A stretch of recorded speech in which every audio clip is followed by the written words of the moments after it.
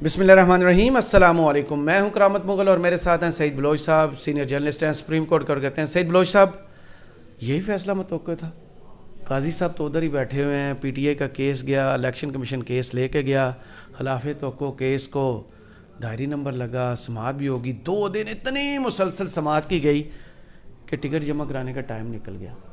यही फैसला आप भी देख रहे थे कि आएगा काजी साहब से? कोई और तवक्को थी कि बल्ला पीटीआई के हाथ में हो? बहुत शुक्रिया करामत मुगल साहब।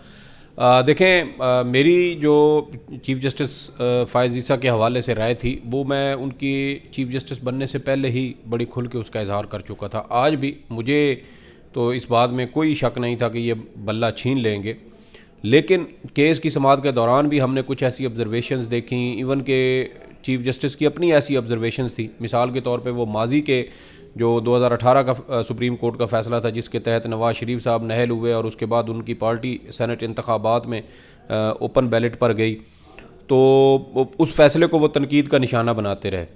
तो उस पर फिर हमारे कुछ दोस्त थे जिन्होंने ये कहा कि चीफ़ जस्टिस जो है वो बल्ले के निशान का मामला और इंट्रा पार्टी इंतखाबात का मामला इनको बिल्कुल सेपरेट करेंगे। इलेक्शन ये जो फैसला है ये 2 हिस्सों में आएगा। लेकिन मुझे इस हवाले से कोई ऐसी जो मेरे अंदर कोई ऐसा ख्याल नहीं था कि चीफ़ जस्टिस शायद काजी जो पीटीआई है उसको कोई रिलीफ देंगे। और मेरे ये जो फ़ैसला आया, मेरे ख्याल में, मैं अगर अपनी बात करूं तो मेरी तो ये तवक्कुआत के ऐन मुताबिक है। और मेरे ख्याल में अगर पीटीआई के चीफ़ जस्टिस फ़ाइज़ ईसा के होते हुए पीटीआई का और भी कोई भी केस जाता है तो उसमें भी इसी तरह की सूरत हाल का इम्कान है। और काजी साहब के लिए बहुत सारे लोग काजी मुनीर जूनियर और इस तरह के अल्फाज का इस्तेमाल करते थे। मैं उनसे इख्तलाफ करता था पहले, लेकिन आज जो इन्होंने जमहूरियत के ऊपर शब खून मारा है तो मैं ख़ुद तो उनके लिए अल्फाज इस्तेमाल नहीं करता, लेकिन मेरे ख्याल में जो लोग इस तरह के अल्फाज इस्तेमाल करते हैं वो मेरे ख्याल में शायद उनके बारे में दुरुस्त राय रखते थे, क्योंकि जस्टिस मुनीर ने माजी में जिस तरह जो है वो शब खून जमहूरियत के ऊपर मारने में सहूलतकारी की, आज चीफ़ जस्टिस फ़ाइज़ ईसा ने भी वही काम किया। और कोई दो राय नहीं है कि मुल्क से आम इंतखाबात से चंद रोज़ पहले मुल्क की सबसे बड़ी सियासी जमात को इलेक्शन से बाहर करना, दुनिया में कहीं ये आपको मिसाल नहीं मिलेगी कि सबसे बड़ी सियासी जमात को इलेक्शन से बाहर कर दिया जाए। जब कोई धांधली के हरबा आपका कामयाब नहीं हुआ, वो सियासी जमात जिसकी मकबूलियत हर गुज़रते रोज़ बढ़ती गई और आपके वो चहेते उससे इतने ज़्यादा खाइफ थे कि आपने अब उस सियासी जमात को ही बाहर कर दिया। मेरे ख्याल में ये आज सुप्रीम कोर्ट के लिए शर्म का मकाम है और जमहूरियत पर एक बार फिर शब खून मारा गया। एक बार फिर सुप्रीम कोर्ट ऑफ पाकिस्तान ने सहूलतकारी की। और हैरान कुन बात क्या है? हैरान कुन बात यह है कि गुज़श्ता साल अगस्त में, गालबन 13 अगस्त को, 12 या 13 अगस्त को राजा रियाज साहब ARY के प्रोग्राम में, मारिया मेमन साहिबा के प्रोग्राम में आए थे और वहाँ उस वक्त उन्होंने कहा था कि इंतखाबात फरवरी में होंगे और बल्ले का निशान और इमरान खान जो है वो आम इंतखाबात में नहीं होंगे। और सुप्रीम कोर्ट ने यह फ़ैसला दिया, यानी काजी साहब का फ़ैसला एक आम सियासतदान को भी आज से तकरीबन 6 माह पहले उसको इसका मालूम था। बैरिस्टर अली ज़फ़र ने जो मीडिया से गुफ्तगू की, उन्होंने कहा कि हमें ऐसा ही फ़ैसला, हमने ज़हनी तौर पर तैयार थे कि ऐसा फ़ैसला आ सकता है, हमने अपना प्लान B और C रेडी रखा हुआ था। ये क्यों, कौन सी ऐसी कानून की किताबें हैं, आइन है, जहाँ से फिर 2 दिन लगा के उन्होंने ये हल निकाला है कि बल्ला नहीं देना? कौन सी ऐसी कानूनी मेन शिक्के हैं जिनकी बुनियाद पर यह फैसला है? नून कानून में जो नून की शिक है ना, मेरे ख्याल ये सर फैसला उसी के तहत है।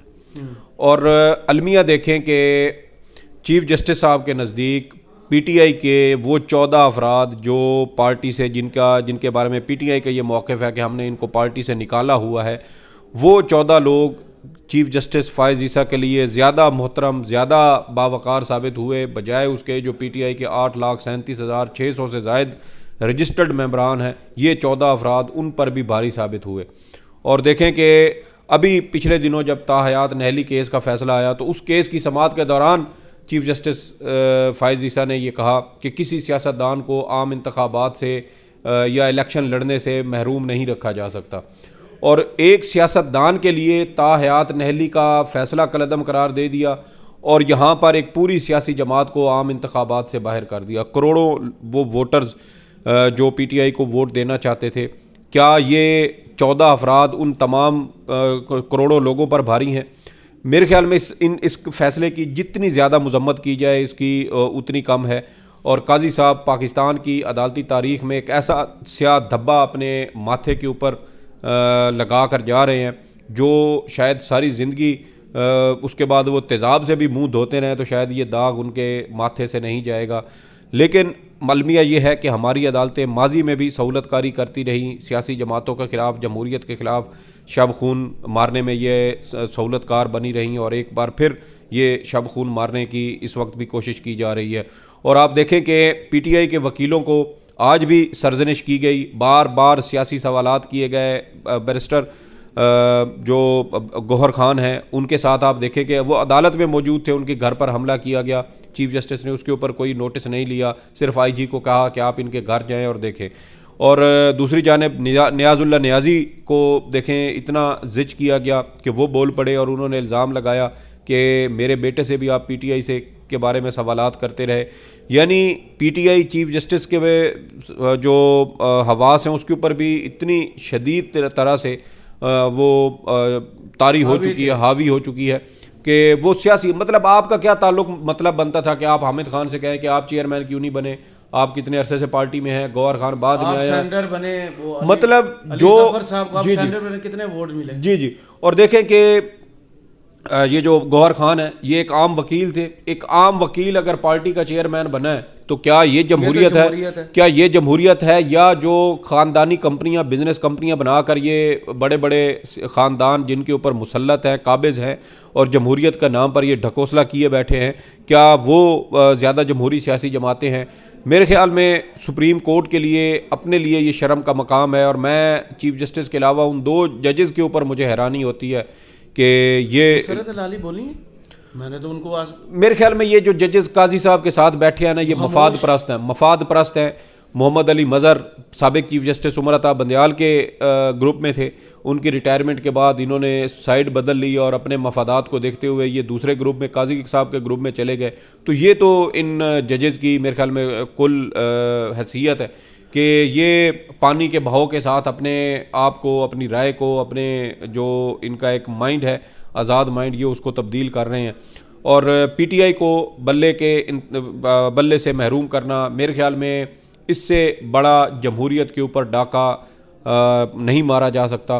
और ये डाका मारने वाले, काले कोट वाले वो जज हैं जो आइन और जमहूरियत और बुनियादी इंसानी हकूक़ के तहफ़्फ़ुज़ का मुहाफ़िज़ होने का भाषण देते हैं कि हम बुनियादी हकूक़ से के तहफ़्फ़ुज़ के लिए बैठे हैं। वही सुप्रीम कोर्ट आज PTI के करोड़ों वोटर्स के हक़ के ऊपर इसी सुप्रीम कोर्ट ने डाका डाला है। और केस की समाअत के दौरान इलेक्शन कमीशन की जो वकील थे गुज़श्ता रोज़, उनके पास कोई सवाल जवाब नहीं था। गुज़श्ता रोज़ काजी साहब इलेक्शन कमीशन के वकील की वकालत करते रहे और आज अकबर एस बाबर की वकालत करते रहे। अदालत ने कहा था अकबर एस बाबर को कि आप अपने कागजात लेके आएँ जिससे साबित हो कि आप बानी रुकन हैं। आज उन्होंने वो कागजात भी अदालत में पेश नहीं किए। तो ये एक हर तरह से इसकी जितनी भी मजम्मत की जाए, जितनी भी इसको बुरा भला कहा जाए, ये मेरे ख्याल में इस फैसले का वो उतना कम है, क्योंकि आम इंतखाबात से पहले एक सबसे बड़ी सियासी जमात को महरूम रखना, आम वोटर को, क्योंकि आम वोटर पहले भी तो ज़हनी तौर पे तैयार हो चुके हैं कि अगर आज़ाद आते हैं, या दूसरा इस पर तो बाद में जाएंगे पॉलिटिकल इसके एंगल पर, काफ़ी सारी तनकीद हो रही थी कि PTI के लॉयर्स के शायद तैयारी पूरी नहीं थी, उनके कुछ ब्लंडर्स हुए। ऐसा कोई मामला आपने कोर्ट में देखा? देखें, ब्लंडर्स तो मैं इसको नहीं कहूँगा, बात सादा सी है कि अली ज़फ़र साहब ने आज बहुत अच्छा आर्ग्यू किया, बहुत अच्छे दलाइल दिए हैं। आप देखें कि PTI के वकला को जिच करने के लिए, उनको तंग करने के लिए, उनको उकसाने के लिए आज काजी साहब ने PTI के अंदर बगावत कराने की कोशिश की है। हामिद खान साहब को बार बार ये कहना, कोई 4-5 मरतबा इन्होंने पूछा है। अच्छा, वैसे पूछ रहा हूँ भाई, आपका क्या इसमें इंटरेस्ट है? आप क्या आप PTI की फुफी लगती हैं कि आप बैठ के यहाँ पे पूछ रहे हैं कि हामिद खान साहब आपको क्यों नहीं बनाया गया चेयरमैन? ये जो उन्हें जज बना लें अपने साथ, नहीं, उन्होंने कहा कि भाई मेरी उम्र ज़्यादा है, मैं नहीं लड़ना चाहता था, तो मैंने इलेक्शन कंटेस्ट नहीं किया। और गौहर खान साहब के सामने ये सारा कुछ करने का मकसद क्या था कि हामिद खान साहब को उनके जहन में ये शरारत की जा रही थी, ये शर फैलाया जा रहा था उनके जहन में कि हामिद खान साहब आप सीनियर थे, आपको नहीं पार्टी में रखा गया, आप इतने पुराने पार्टी के कारकुन हैं। और गौहर खान जो 2-3 साल पहले आया उसको जो है वो पार्टी का चेयरमैन बना दिया गया। तो आज काजी साहब ने अपनी अदालत में पीटीआई के अंदर बगावत कराने की कोशिश की है, और ये बगावत हामिद खान साहब ने इसके ऊपर शटअप कॉल दी। फ़ौरन उन्होंने कहा कि मैं इसमें बनना ही नहीं चाहता, तो मैं इसमें क्यों कहता कि मुझे चेयरमैन बनाया जाए। और फिर जो नियाज़ुल्लाह नियाज़ी हैं वो इसी वजह से वो गुस्से में आए, मैंने पहली दफ़ा जी गुस्से में आए। उन्होंने कहा कि भाई मैं 2009 से मैं पार्टी के साथ हूँ, मैं 3 साल में आपके सामने पेश होता रहा हूँ, और आप ये इस तरह के सियासी बातें जो है वो हमारे साथ कर रहे हैं। उन्होंने कहा कि कंटेम्प्ट की धमकी भी दी थी, जी कंटेम्प्ट की धमकी दी। उन्होंने सिर्फ ये नहीं कहा कि आप हमसे सियासी सवाल पूछ रहे हैं, वो ये भी उन्होंने कहा कि मेरा बेटा लॉ क्लर्क की नौकरी के लिए आपके पास इंटरव्यू के लिए आया था, आप उससे भी पीटीआई के सवाल करते रहे। तो यहाँ से आप देखें कि बुग़्ज़ चीफ जस्टिस का एक सियासी जमात के साथ, इमरान खान के साथ इस हद तक बढ़ चुका है कि मेरे ख्याल में वो जो कहा था ना अनवर मंसूर साहब ने कि काजी साहब जो हैं ये दिमागी मरीज़ हैं, इनका दिमागी मुआयना होना चाहिए, इलाज होना चाहिए। मेरे ख्याल में उनको उन्होंने बिल्कुल ठीक कहा था।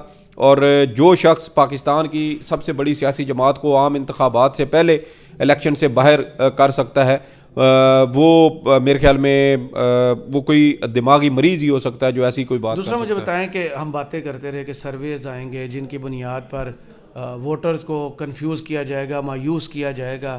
पीटीआई ने बड़ा अच्छा अपनी सियासी कैंपेन रखी, लोगों के साथ वेल कनेक्टेड रहे, वक्तन उनको अपडेट करते रहे।